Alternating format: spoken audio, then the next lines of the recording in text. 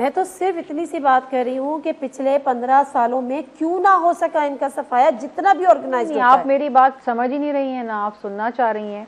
मैं आपसे यही कह रही हूँ कि ये रोज की बेसिस पे तो नहीं हो रहा ना, कि रोज ये तनाव हो रहा है।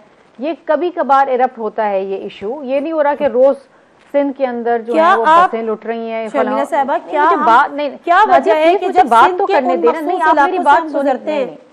नहीं, ऐसा नहीं होता। नहीं, I am very sorry to say, मैं कराची में रहती हूँ और मैं अंदरून सिंध भी जाती हूँ, मैं खुद आती हूँ, मेरे साथ कोई पुलिस स्क्वाड नहीं होती, मेरा ड्राइवर होता है और मैं होती हूँ, हम जाते हैं। ऐसा कुछ नहीं होता कि 4 बजे के बाद आप वहाँ से गुजर नहीं सकते, वहाँ डाकुओं का राज है, हाईवे के ऊपर डाकू बैठे, ऐसा कुछ नहीं होता। प्लीज़, ये जो तासुर दिया जा रहा है उन लोगों की तरफ से जो इस वक्त इलेक्शन भी हार चुके हैं, 4 वोट उनको नहीं मिले, ये तासुर बहुत गलत है। हाँ, इश्यूज़ हैं, मैं ये नहीं कह रही कि इश्यूज़ नहीं है, इश्यूज़ बिल्कुल हैं। और मैंने ये भी कहा कि पिछले 15 सालों में बहुत सारे ऐसे इश्यूज़ हैं जिनको डील किया गया, जिनको एड्रेस किया गया, और अल्हम्दुलिल्लाह आज वो इश्यूज़ नहीं मौजूद हैं। मैंने तो आपको वो वक्त भी याद दिलाया ना दिया जब आप और मैं कराची में स्टूडियो में बैठ के शोज करते थे, और अनफॉर्चुनेटली ये गिनती होती थी 2008 से लेकर 17 लाशें गिरी हैं, 10 लाशें, बोरी बंद लाशें मिली। आज वो वक्त सही है ना।